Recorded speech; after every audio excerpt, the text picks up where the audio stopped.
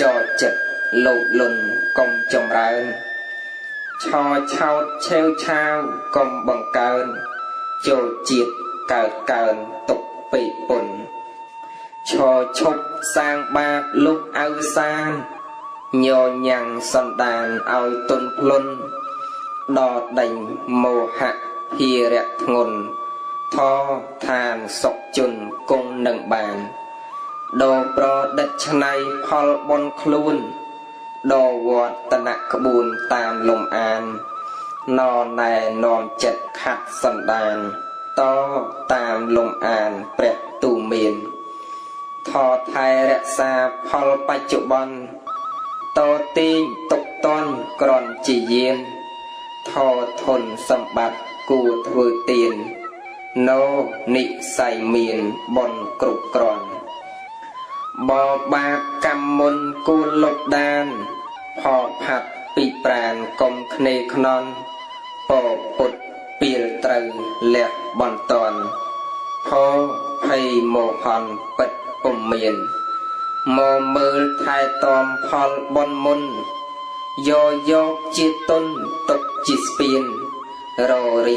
รอกทอตกจีเย็นโลแรงบ่มเปลี่ยนตามเปลี่ยนจนววัดสงสาดังปุ่มบานสอสัตกรุปรานรองตกงนห่อหัดรอหามปลุกโลบลนล้อลางตกงนปลุกใส่เคลียนอตำนิจบจมนานเอวังสันดานอดตุเตียนทบัดตัวนอปุ่มเสเมียนปรามุกเตตีนกงอะอ่อนโสมศกสัวสไดกงใบคานดอลเงียดกรุปปรานกรุปดำบอลบานศกจำรานพดโมหันเพยอาซอนลุกเนเปียนชีวิตเนกรงลุงขนงจำนองปรังไพรจัดจองทวการอกซีปรังบังอุดคลูนตามตัวเนตีกรรมกรใส่ลีก่อนเนกรงใดเจียดกะสิกรลมอจุนบัดปุบเปียเนื่อยฮอดทวจมกาสายทวบนเอาเตียนเมียนสลพองได้พดรดาสายตือวัดหนึ่งเกชีวิตเนสาฮือฮาวิวะควอลควายติงลุกขมีนเปลตุมเนบนเตียนเมียนคลาไตสลขมีนเตตบัดจองเก่าเกปูปิปุ่มปิดเรื่องราวมนุษย์สัตว์วิบัติอูอับเกิดให้ไตสลับจิตฉบับชีวิต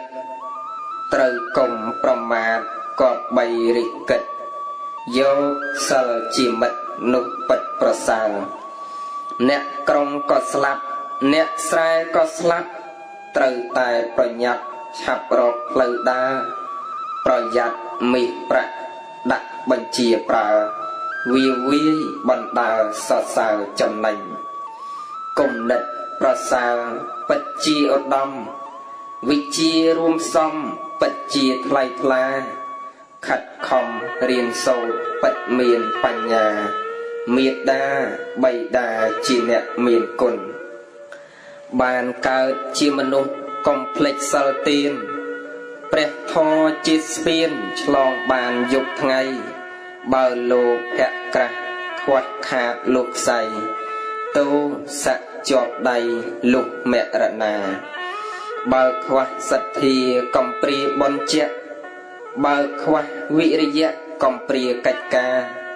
เบาควักขันติกอมปรีเมตตาเบาควักปัญญากอมปรีแม่พอลจำนองลงงชาวจำนาวปัญญาจำนองตอนหาจำนาชีวิต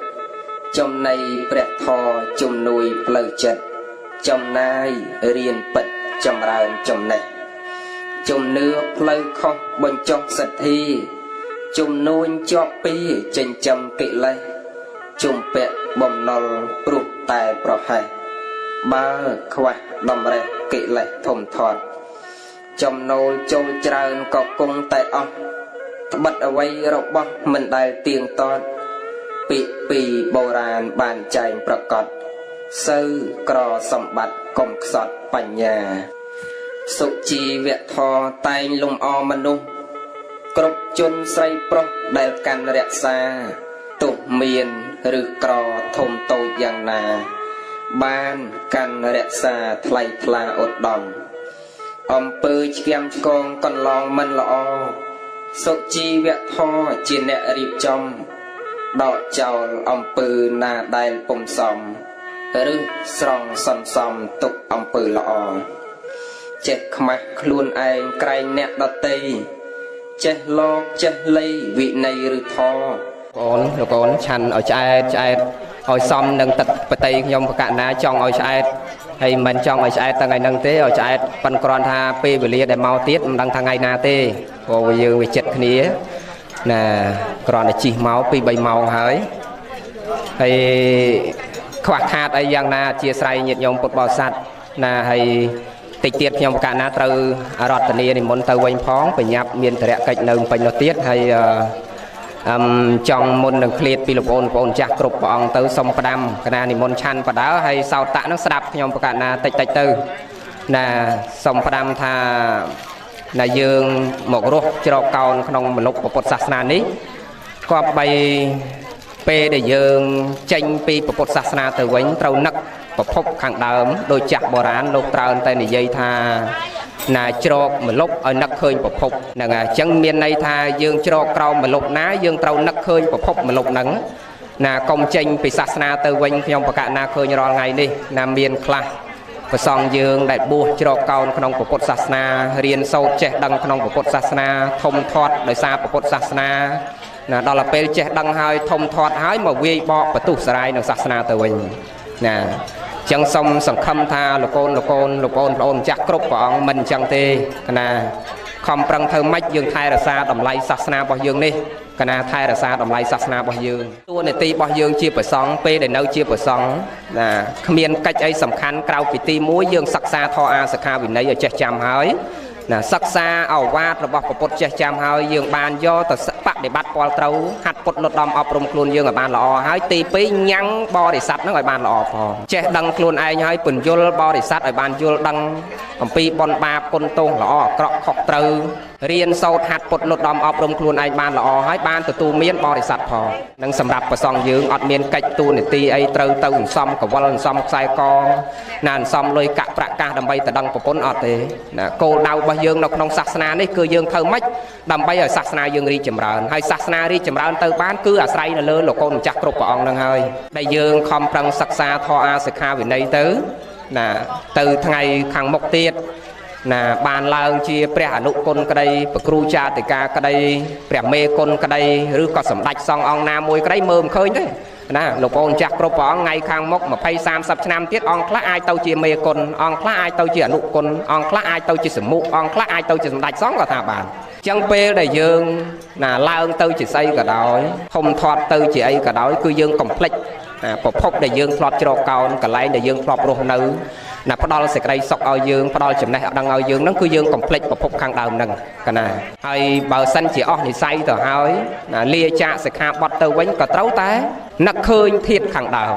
ណាកុំឲ្យភ្លេចធាតុខាងដើមដូចខ្ញុំកណាបញ្ជាក់ខាងដើមអញ្ចឹងដោយលោកគ្រូបញ្ជាក់ខាងដើមអញ្ចឹងរស់ដោយសារសាសនាធំធាត់ដោយសារសាសនាចេះដឹងដោយសារសាសនាចេញទៅវិញបន្ទុះស្រាយជាមួយសាសនាវិញកុំអញ្ចឹងខ្ញុំបកណាសូមបានបាតណាសូមបានបាតលោកកូនចាស់គ្រប់ព្រះអង្គណាធ្វើម៉េចថែរក្សាតម្លៃសាសនាយើងហើយសាសនារីចម្រើនគឺនៅលើព្រះអង្គគ្រប់ព្រះអង្គនឹងហើយសាមគ្គីគ្នារួបរวมគ្នា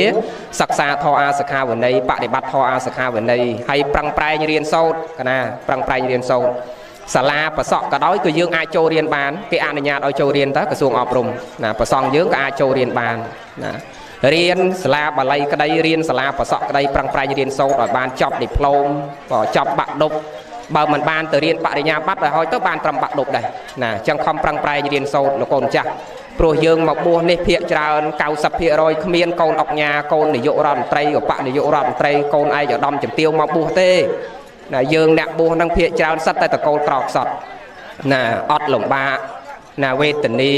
អ្នកខ្លះព្រាត់ម្ដាយព្រាត់ឪពុកអ្នកខ្លះមានតែម្ដាយអត់ឪពុកអ្នកខ្លះមានតែឪពុកអត់ម្ដាយ ណាចឹងយើងធ្វើម៉េចប្រឹងប្រែងញ៉ាំងខ្លួនយើងឲ្យប្រសើរឡើងប្រឹងប្រែងរៀនសូត្រសិក្សារៀនសូត្រណាឲ្យស្ដាប់គ្រូចាតិកា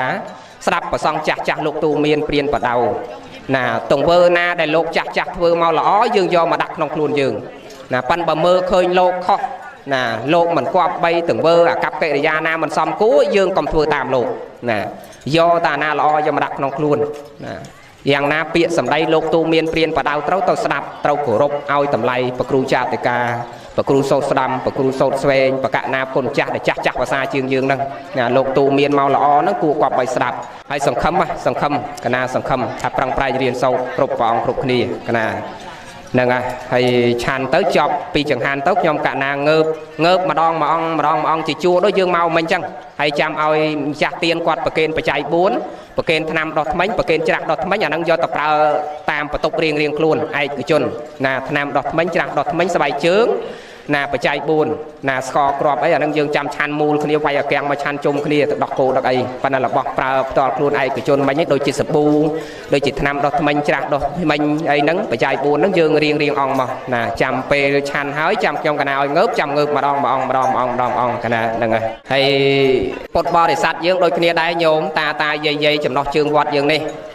អាត្មាជិះឡានលបមកមើលវត្តនឹងដបងមួយសាហើយណា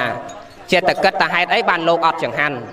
ចូលមកដល់ក្នុងវត្តឃើញពហិយក៏ធំស្កឹមស្កៃឃើញសាលាឆាន់ក៏ធំស្កឹមស្កៃហើយវត្តនឹងមើលទៅដូចមិនឆ្ងាយពីថ្នល់ជាតិទេព្រោះហេតុអីបានលោកអត់ចង្ហាន់វេទនាទៅដោះគោមកកំប៉ុងទៅដើមគ្នាមកដូចកំសត់ណាដល់ឲ្យជិះឡានមកលបតាមផ្លូវនឹងមកមើលតាមផ្លូវនឹងមើលផ្ទះប្រជាពលរដ្ឋដោយសារលោកអត់ចង្ហាន់មកពីប្រសក់ដែរប្រសក់ផ្ទះមិនតូចទេប៉ុន្តែថ្ងៃឡើងម៉ោង2អីគាត់អង្គុយលាត់ជាពុតវាយកតេវាយទៀងលេនយាយអាយុ60 70អាត្មាទៅចាស់ថ្លៃហើយអញ្ចឹងបានលោកអត់ចង្ហាន់ប៉ុន្តែមិនមែនយាយយើងទាំងអស់ទេណាមកជិះមកតាមផ្លូវឃើញ4 5ផ្ទះអង្គុយជុំគ្នានឹងលេងកតេទៀងលេនយាយហ្នឹងណាហើយអញ្ចឹងរឿងអីតែចូលអាហ្នឹងហើយលោកផ្លេចបនផ្លេចបាបលោកច្បាស់ដាច់ចង្ហាន់ណាហើយមែនជិះមកតាមផ្លូវឃើញអញ្ចឹងណាជុំគ្នាឯងមែនអាយុតិចទេញោមអ្នកខ្លះមើលទៅបែបអាយុ70អ្នកខ្លះ60ជាងអ្នកខ្លះ50ជាងប្រឈរជង្គង់វាយកតេមិនដឹងលេងកតេឲ្យទៀងលេងទេប៉ុន្តែដឹងលេងបៀណាអញ្ចឹងរឿងអីលោកមានចង្ហាន់បើគេរវល់យ៉ាងនេះការងារគេនោះបានបន្តិចណាសង្គមយើងវាត្រូវដើរដល់ហ្នឹងហើយណាច្បោកច្បល់រាល់ថ្ងៃនេះទឹកចិត្តញាតិញោមពុទ្ធបរិស័ទណាមានសេចក្តីជ្រះថ្លាក្នុងពុទ្ធសាសនាណា